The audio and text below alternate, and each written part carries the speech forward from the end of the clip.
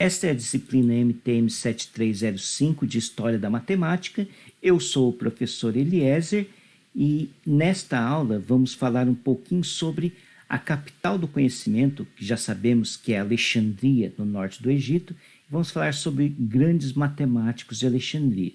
Não vamos falar de todos, não vamos dar uma lista exaustiva. Eu escolhi alguns matemáticos que eu considero mais importantes. Deixei de lado muitos que são mais conhecidos pelos seus feitos astronômicos, muito embora astronomia, geometria, então todo astrônomo era um geômetra e vice-versa, e na verdade a gente tem que pensar que o corpus de conhecimento que relacionado à matemática era chamado quadrivium. Então ele envolvia aritmética, geometria, astronomia e música. Por incrível que pareça, música também fazia parte desse corpus de conhecimento. Então toda pessoa bem educada nessas artes acabava se aventurando por todos esses domínios do conhecimento. Mas vamos adiante. Então, primeira pessoa que já falamos na aula anterior sobre Arquimedes e Apolônio, hoje vamos falar, por exemplo, de Eratóstenes. Eratóstenes é muito conhecido, ele nasceu em Cirene.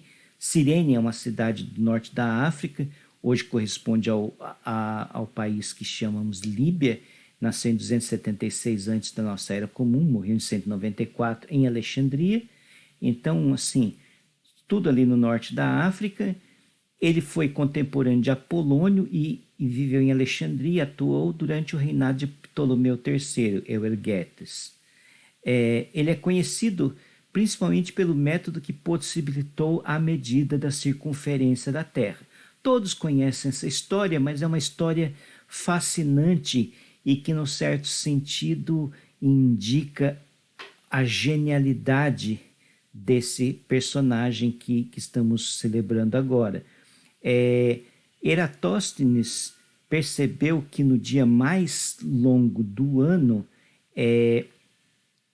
ele sabia que na cidade de Siena, ao sul do Egito, onde mais ou menos hoje fica a represa de Assuã, no Egito, então você pega o rio Nilo, anda 800 quilômetros para baixo, ao sul, e você chega nessa cidade.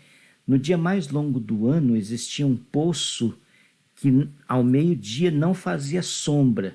Então o sol estava a pino naquele poço em Alexandria, quer dizer, em Siena. Enquanto em Alexandria, ao meio-dia desse dia de solstício de verão, existia uma sombra.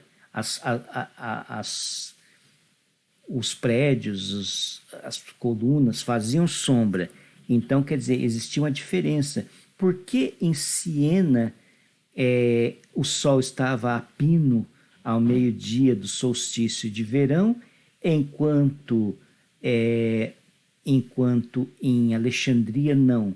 Isto poderia ser, supondo-se que os raios solares chegam paralelos, então eles chegam à Terra em paralelo, então a única explicação seria que houvesse uma diferença de curvatura.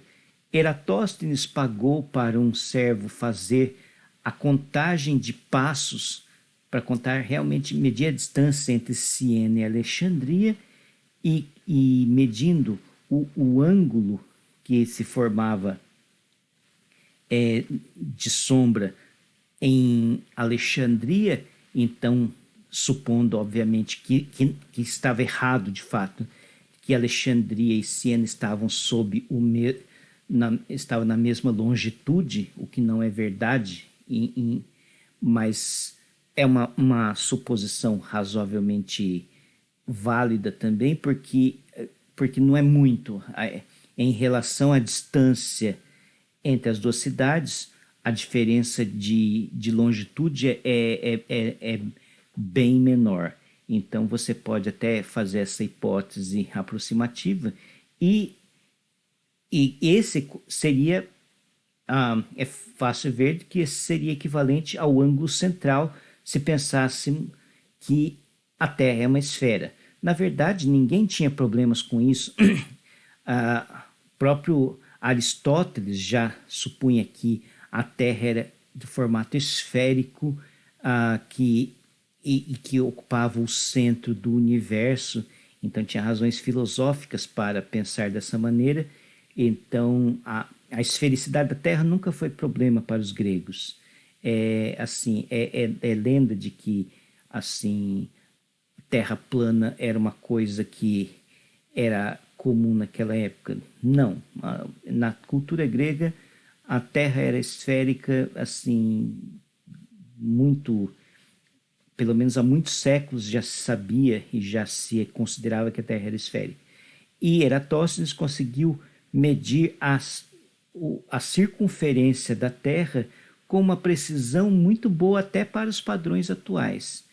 E sabemos que a Terra, a circunferência da Terra é em torno de 40 mil quilômetros, 39 mil quilômetros e pouco, e Eratóstenes chegou mais ou menos a um valor muito próximo disso, assim, para uma medida feita há mais de 2.000 anos, isto é um grande feito intelectual. A Eratóstenes também foi contemporâneo quer dizer, já falei sobre Apolônio. Ele também, Eratóstenes é o criador do primeiro algoritmo para encontrar números primos, o crivo de Eratóstenes. Então, o crivo de Eratóstenes basicamente você escreve a lista de todos os números, aí você pega 2 e vai riscando todos os múltiplos de 2. Aí depois você vê os números que sobram. Aí esse é o próximo número, 3. Então 2 era o primeiro primo e todos os múltiplos de 2 não são primos. 3, próximo primo. Aí você risca todos os múltiplos de 3. Aí o que sobra? Então o 4 já foi riscado porque era um múltiplo de 2, sobra o 5. Aí depois você risca todos os múltiplos de 5. E com isto, os números que vão sobrando, que não foram riscados, são exatamente os números primos. Então, esse é uma forma de você achar números primos. É óbvio que você tem que escrever, quanto mais primos você quiser, você tem que escrever uma lista cada vez maior de números para você, e você tem que ir riscando esses números para conseguir achar quais são os números primos. E também Eratóstenes elaborou um método mecânico para obter médias proporcionais. Basicamente, como é que funcionava? Você tinha, basicamente, como se fosse uma plataforma, uma tela, e com triângulos feitos, talvez de madeira, e que você pudesse deslizar, triângulos retângulos, e aí você pudesse localizar esses triângulos de tal forma que você conseguisse geometricamente calcular médias proporcionais. Por exemplo, se você obtém duas médias proporcionais intermediárias, você consegue, por exemplo, duplicar o cubo. Já falamos sobre isto em uma aula anterior.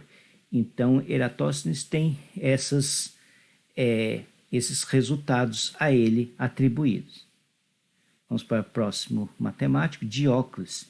Diócles nasceu provavelmente em Caristos, uma ilha na costa da Grega, em 240 antes da nossa era comum, e morreu em Alexandria em 180. Também foi contemporâneo de Apolônio e Eratóstenes. Diócles é famoso pela definição da curva cissoide, é a cissoide de Diócles. A cissoide é uma curva interessante. Primeiro você pega uma parábola, aí você pega as tangentes em cada ponto da parábola, e aí a partir do vértice da parábola, você traça uma perpendicular àquela tangente, e pega o lugar geométrico de todos os pontos definidos por essa intersecção, de uma tangente da parábola em algum ponto, com uma perpendicular a partir do vértice. Então, essa curva é chamada cissoide. Tem uma outra forma de definir a cissoide a partir de uma circunferência e duas retas paralelas, e você consegue construir também uma cissoide de outra maneira. E a cissoide é uma curva que ela é apropriada para desenvolver método para duplicação do cubo também. Então, este foi uma das descobertas principais para a qual Dióclides é conhecido. Também a ele é atribuída a descoberta da propriedade focal da parábola. Então, Dióclides ele descobriu aquela propriedade que a gente conhece até hoje.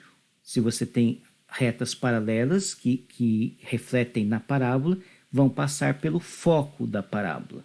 Então, é o que a gente usa, por exemplo, quando a gente faz as antenas parabólicas, a gente usa esse fato até o dia de hoje, e para fazer espelhos também, espelhos onde você pode concentrar os raios solares.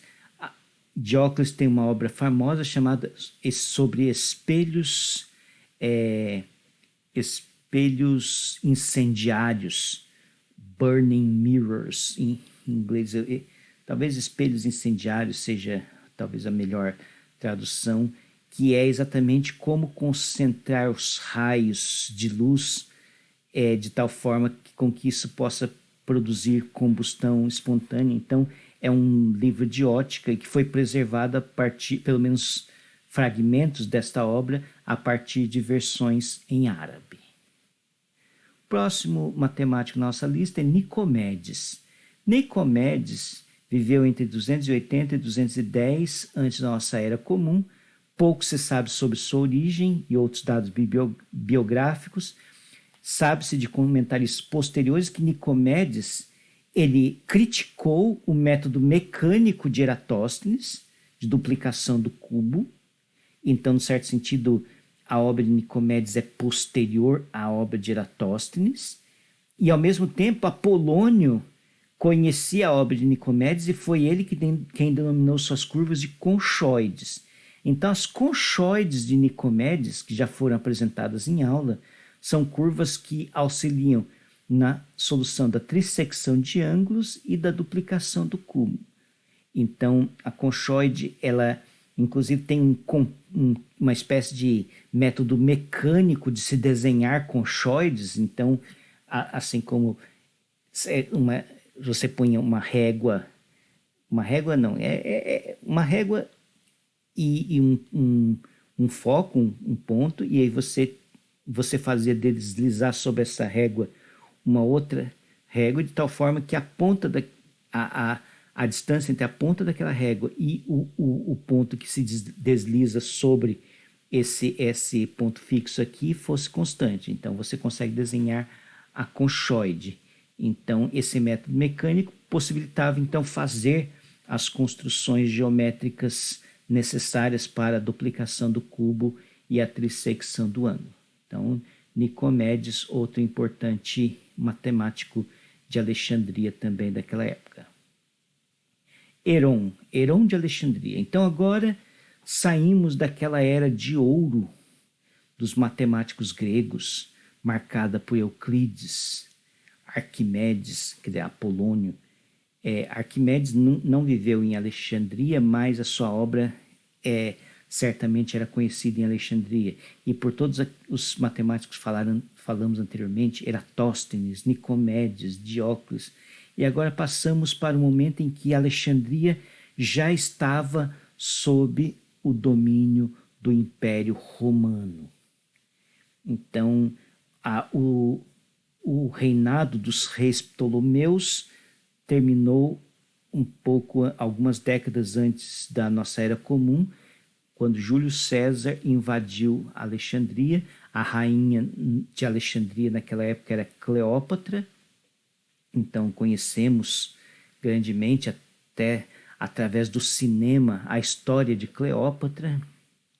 Cleópatra foi a última rainha Ptolomeu do Egito.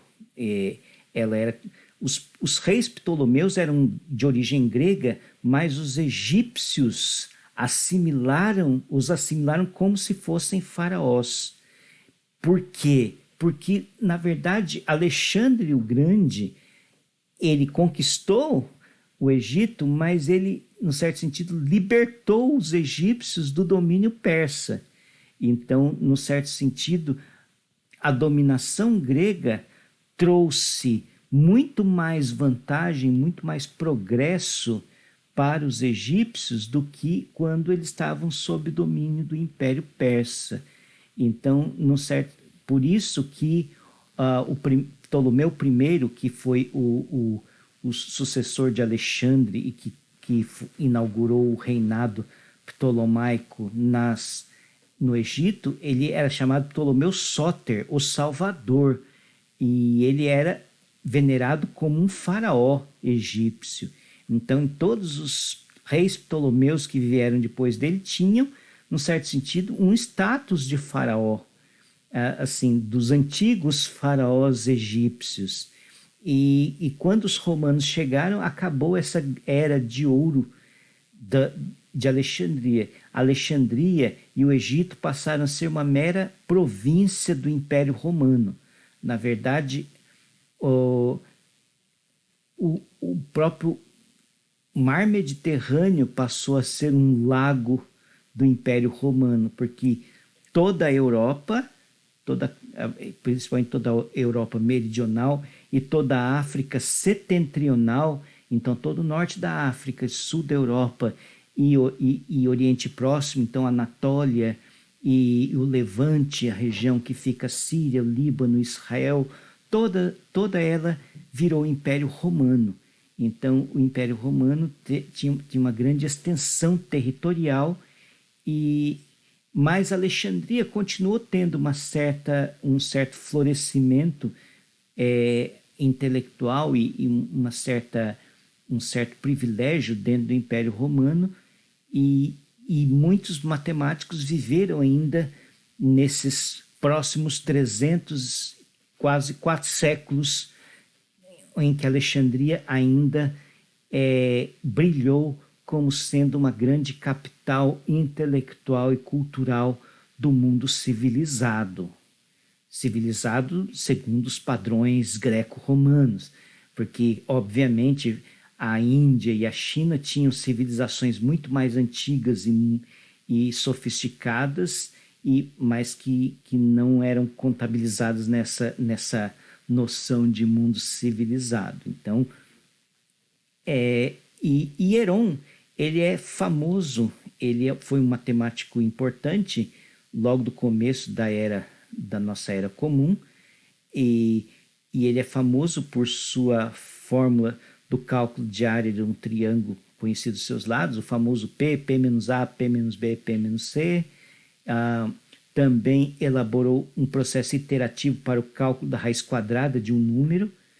Então, isso é um feito também importante para o cálculo numérico.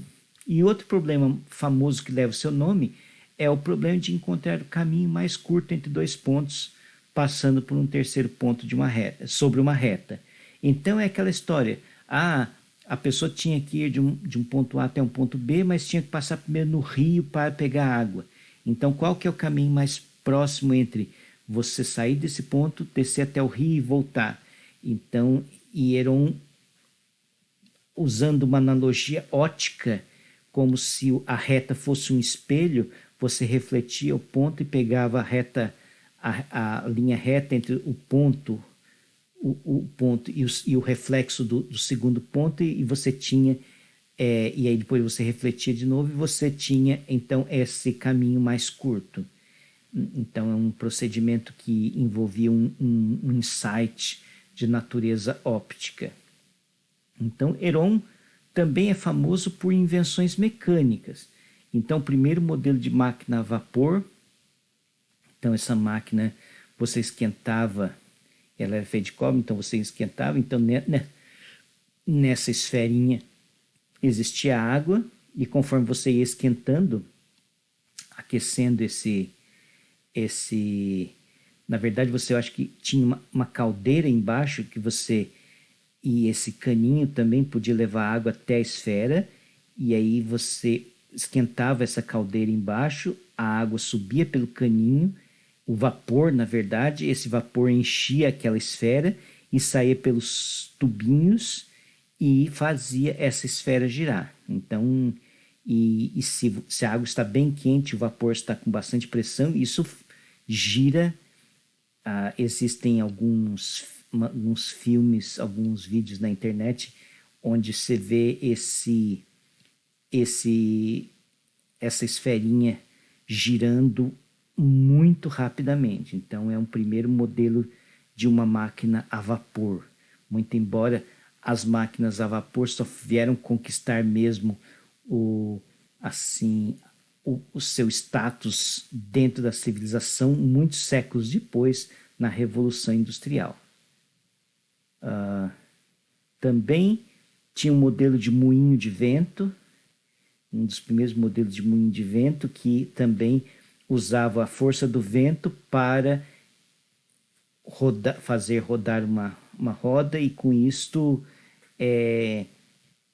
executar algum tipo de trabalho. Esse aqui era um órgão movido a moinho de vento, então você conseguia tirar, era como um instrumento musical, onde você conseguia tirar som desse instrumento musical rodando aquela roda, com o vento rodando aquela roda de paz. Ou mesmo um mecanismo hidráulico para a abertura das portas de um templo em Alexandria. Que imaginem se você vivesse em Alexandria e de repente chegasse nas portas de um templo e visse as portas abrindo automaticamente, sem ninguém para empurrar as portas. E era um mecanismo hidráulico complicado que envolvia vapor também, pressão de água. Então, assim, era um método engenhoso. Então, essas e muitas outras invenções são atribuídas a Heron de Alexandria. Então, Heron não só era um matemático, um geômetra, mas também se desenvolveu nas artes mecânicas. O próximo matemático que vamos falar é Menelau. Menelau nasceu no ano 70 e morreu em 140 e é conhecido pelo famoso Teorema de Menelau sobre proporcionalidade de segmentos de um triângulo. Eu escrevi há um tempo atrás na revista da ORM, número 4, um artiguinho sobre a demonstração do Teorema de Menelau usando áreas. Então eu vou disponibilizar no Moodle também esse volume da revista da revista da ORM com o meu artiguinho sobre o Teorema de Menelau. A sua única obra preservada é Esférica, que marca a origem da trigonometria esférica. A trigonometria esférica, basicamente, diz respeito a como você mede triângulos curvilíneos, triângulos cujos lados são formados por grandes círculos, né? O grande círculo é a geodésica na esfera, que é a intersecção da esfera com um plano que passa pelo seu centro. Então, os triângulos formados por grandes círculos na esfera então tem toda uma geometria, uma trigonometria complicada envolvendo isso, e esses resultados são importantes para a astronomia, porque basicamente para o astrônomo o céu observável é como se fosse uma esfera. Então, para você marcar as posições das estrelas, as posições dos astros, você precisa de triangulações no céu. Então, você precisa reconhecer isto esta obra de Menelau tem essa importância para o desenvolvimento da astronomia. É claro que depois de Ptolomeu, toda a tecnologia matemática necessária para o desenvolvimento da astronomia foi condensada numa única obra. E é dele que vamos falar agora, Cláudio Ptolomeu, que nasceu no ano 100, morreu no ano 170, viveu em Alexandria, sob domínio do Império Romano. Não confunda o sobrenome Ptolomeu com os reis Ptolomeus. Muito embora alguns comentaristas falam que o Cláudio Ptolomeu era um descendente da linhagem real dos reis Ptolomeus que governaram Alexandria até pouco antes pouco antes do ano zero da nossa era. Então, e Cláudius é um nome também de origem nobre romano, então ele tem um nome meio romano, meio grego, e certamente ele era de uma linhagem nobre, ou pelo menos era um aristocrata e cidadão romano naquela época. Ainda não se estava na época que todo habitante do Império Romano era cidadão romano, todo habitante do Império Romano que não fosse escravo, diga-se de passagem. Mas então ser cidadão romano era um privilégio de poucos naquela época em que ele viveu, mas certamente Cláudio Ptolomeu era uma pessoa privilegiada socialmente. E a sua maior contribuição foi a de elaborar um sistema astronômico completo. A sua obra mais importante é o Almagesto, que consiste em um tratado sobre o movimento dos corpos celestes. Na verdade, de novo, aquela história que eu falei, a astronomia e a geometria, elas andam juntas. E para um matemático grego, elas são a mesma disciplina. Então, não existe diferença entre a matemática, a geometria e a astronomia. Elas fazem parte do mesmo corpus de conhecimento. E a obra de Ptolomeu é uma obra que tem este impacto e esta força. Vamos falar um pouquinho sobre a obra de Ptolomeu. O nome original chama Sintaxis Mathematica, que quer dizer tão somente um tratado matemático. Mas, assim, pela sua relevância, pela sua amplitude, ele foi logo chamado de o grande tratado, Remegale Sintaxis, ou o maior tratado, Remegiste Sintaxis. Então, esse megiste é o superlativo de megalê, quer dizer, é o superlativo de grande, é o maior. E aí, desse megiste que vem a forma árabe, al-majiste, cuja transliteração é o que conhecemos hoje como Almagesto. Al é bem árabe, é o artigo no árabe, então Almagesto vem de Almagiste, que quer dizer o grande tratado. Então essa é basicamente a história. Então a gente conhece o nome da obra de Ptolomeu pelo seu título em árabe.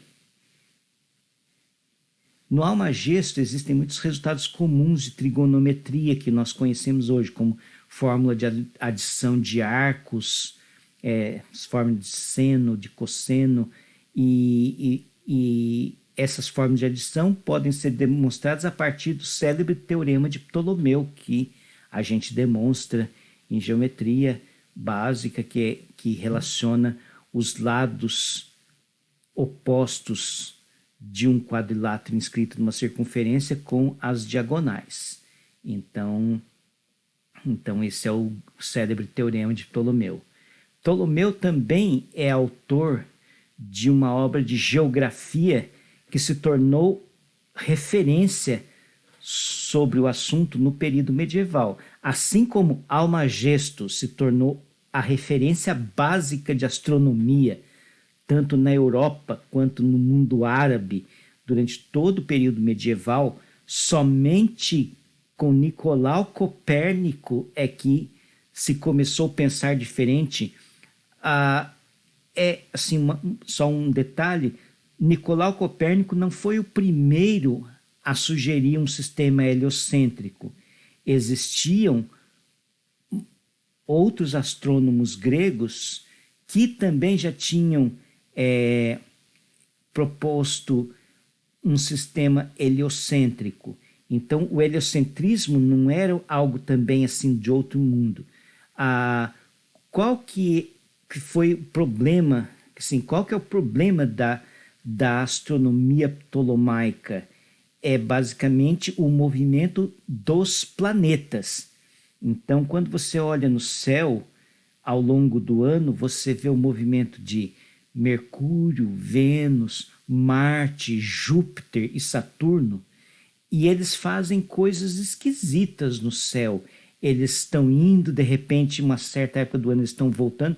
Em relação, pensa assim, o padrão das estrelas fixas, e esses planetas podem ser vistos a olho nu. Eles eram conhecidos desde a antiguidade e eles têm movimentos que ao longo do ano, com o passar dos meses, você vê a posição relativa dele em relação às estrelas fixas do céu, e você vê que eles têm um movimento errático. E traduzir esse movimento errático com uma descrição puramente geométrica é que era o grande problema da astronomia. Então, é mais natural pensar que a Terra é o centro, porque, na verdade, você vê as coisas se movendo.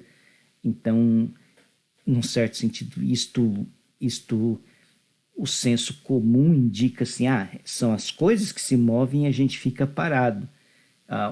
É difícil você tirar essa ideia, mas aí você tem que explicar por que aqueles 7 corpos se movimentam de uma forma tão esquisita, porque o Sol e a Lua sempre vão na mesma direção, e até o Ptolomeu já sabia a questão do desvio do eixo.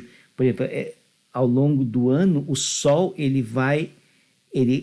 todo dia ele faz o seu caminho do leste para o oeste, mas ele tem uma certa inclinação que ao longo do ano vai ficando cada vez mais baixa no horizonte, e aí no verão fica cada vez mais alto. Então eles sabiam também, tinham que descrever esse movimento, como é que funcionava isso, e tudo com uma geometria. E o movimento dos planetas era descrito como se, na verdade, eles se movessem sobre órbitas, que na verdade em cima dessas órbitas tinham outras esferas que giravam, e o planeta girava relativa a essas esferas invisíveis. Então as suas trajetórias eram epiciclos. Então grande parte da obra de Ptolomeu era descrever o movimento desses epiciclos, que aí davam esses movimentos complicados. Se você não conhece o epiciclo, tem um desenho de criança, um brinquedinho, são várias rodas que você coloca e põe o lápis e vai fazendo várias figuras, e movimenta uma roda em cima da outra e põe o lápis e vai fazendo vai fazendo desenhos interessantes. Aquelas figuras que você desenha são exatamente os epiciclos. E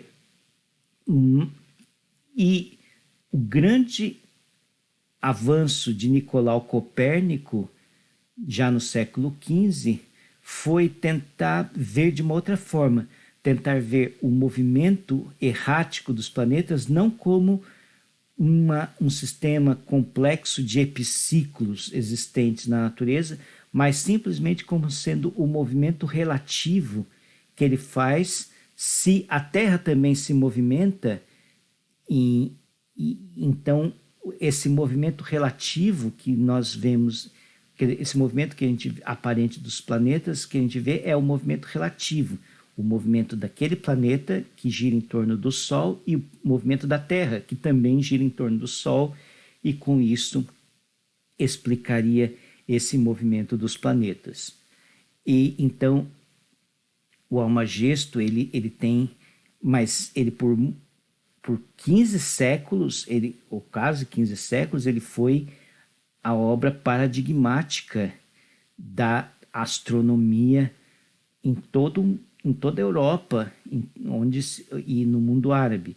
E a geografia também. Ele descreve um mapa mundi do mundo conhecido, e aquilo era a referência sobre geografia no mundo medieval. Ptolomeu também escreveu um livro sobre ótica, no qual restaram poucos fragmentos oriundos de traduções do árabe, E, por fim, Ptolomeu é o autor de uma obra conhecida como Tetrabiblos.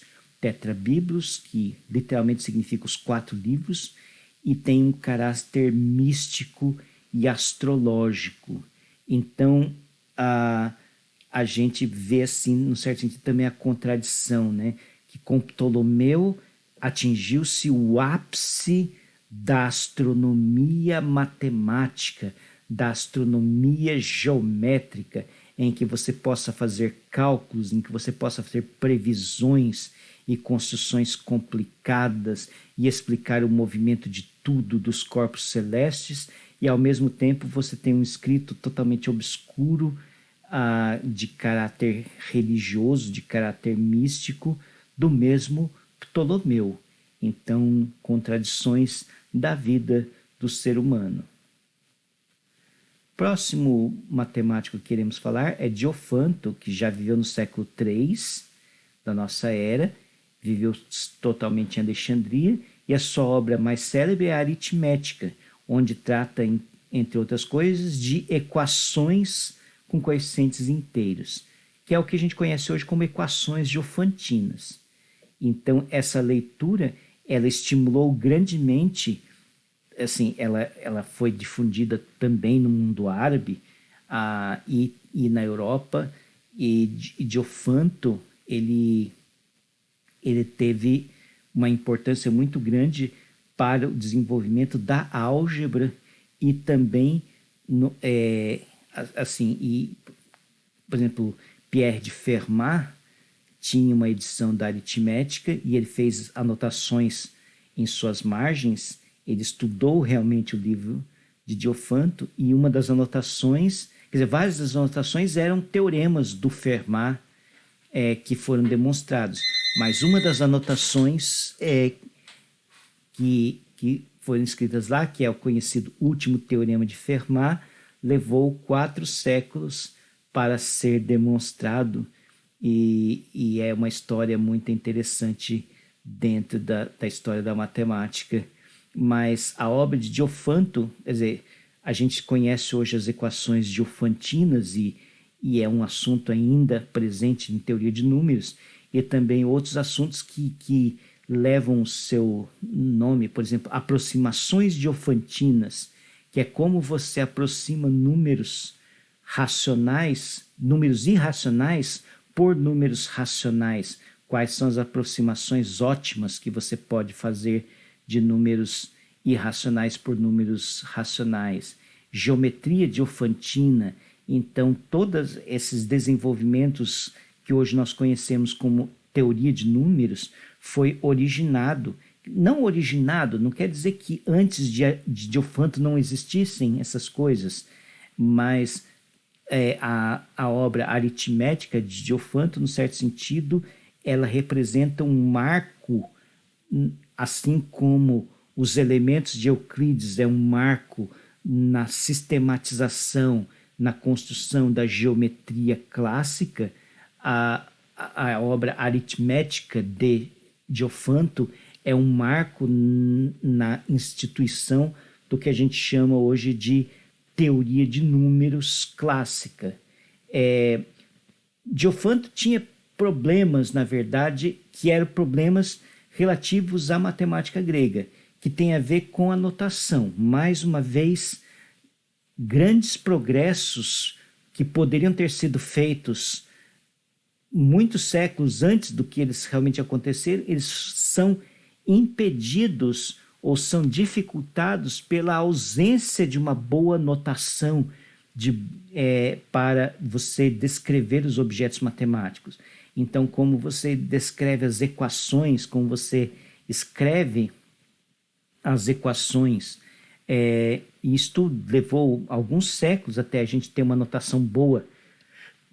E, com certeza, a própria álgebra, que é uma palavra árabe, e a gente vai ver que devido à obra de Al-Khwarizmi, que era um matemático árabe, poderia ter já sido inventado por Diofanto, se não fosse o entrave da notação, que demorou mais alguns séculos para que fosse possível se desenvolver o que hoje nós conhecemos como álgebra. Mas, de qualquer forma, Diofanto ele tem um papel fundamental dentro da história da matemática com a sua obra aritmética. E, por fim, vamos falar de Pappus. Falamos já muito de Pappus desde o começo, porque é através de Pappus que conhecemos muito do que existe da matemática grega. Assim, se não fosse o Pappus, a gente não saberia da existência de Meneacmus, de Hípias, de Dinostrato, de talvez Eudoxo por causa do Euclides, mas muitas dos nomes das pessoas, o próprio Tales e Pitágoras, as suas obras e os seus resultados matemáticos talvez ficariam perdidos se não fosse Pappus, um dos comentaristas gregos, realmente elucidar esse fato, assim, elucidar o nome dessas pessoas para a posteridade e o que eles fizeram. Então, Pappus ele é considerado o último grande geômetra grego. Ele não foi só um historiador grego, mas ele também tem sua importância. Por exemplo, tem o teorema do hexágono de Pappus, que tem a ver com colinearidade de pontos. Tem o teorema de Pappus sobre superfície de revolução, que também é conhecido como teorema de Pappus-Guldan. Guldan estamos falando do matemático jesuíta suíço Paul Guldan, que viveu no século XVI, começo do século XVII, e que fala sobre o volume de sólidos de revolução a partir da sua área de secção transversal e da distância do eixo até o seu centro de gravidade, o seu centro geométrico, seu baricentro. Então, esse é o teorema de Pappus-Guldan. Então, são resultados matemáticos do próprio Pappus, mas a sua obra mais importante é chamada Coletânea Matemática, em grego, Synagoge. Isto, sinagoga, igual a congregação onde se reúnem os adeptos da religião judaica. Sinagoge significa uma coletânea, uma junção, uma reunião. Então, por isso que se usa também a palavra sinagoga para descrever a congregação onde se reúnem as pessoas devotas da religião judaica. E a sinagoga consiste de 8 livros e discorre sobre diversos tópicos de geometria, astronomia, mecânica. Tem coisas assim curiosas, como, por exemplo, o formato do favo das colmeias de abelha, que é um teorema, que é um problema interessante que envolve otimização e reúne não só resultados autorais, mas também é um compêndio de toda a matemática grega já produzida. E como a gente falou, é por meio do Pappus que conhecemos grande parte do que foi feito da matemática antes de Euclides, porque os elementos de Euclides é a primeira grande obra da matemática grega a ser preservada em sua totalidade. Quer dizer, pelo menos como a gente conhece hoje, que já falamos sobre as dificuldades de transmissão e de reprodução, e que na verdade o que a gente tem hoje já dos elementos é uma edição feita por Theon de Alexandria, que foi contemporâneo do Pappus, por sinal. Então, Pappus foi quem vai ser o matemático que fecha a nossa série de matemáticos. Poderíamos falar também do Próclus, mas Próclus ele tem a sua importância mais como um comentarista de Euclides, basicamente, do que como um matemático que produzisse resultados autorais, resultados originais. E Próclus é importante também na teologia e na filosofia, mais do que na matemática. Então, com Papos encerramos, e com isso encerramos uma grande era, uma era de, aqui é conhecido como esse final, como era de prata, assim como a era de ouro foi aquela era de Euclides, Apolônio, Eratóstenes. A era de prata é a era de Diofanto, de Papos, que é o final de Alexandria, e perto nesse período é o período em que vamos ter em breve o incêndio da Biblioteca de Alexandria, histórias como a da Hipátia, que foi uma mártir, uma intelectual que foi torturada e morta pelos fanáticos em Alexandria, e a decadência de uma grande cidade que foi um farol a iluminar aqueles que procuravam o conhecimento, e agora ela iria, aos poucos, esse farol iria se apagar para depois outros lugares serem mais importantes. Como veremos mais tarde, Bagdá será o próximo lugar, que será o recanto para acolher aqueles que procuram uma vida intelectual intensa. Mas isto será outra história que vamos falar mais tarde. Muito obrigado a todos pela atenção e até a próxima.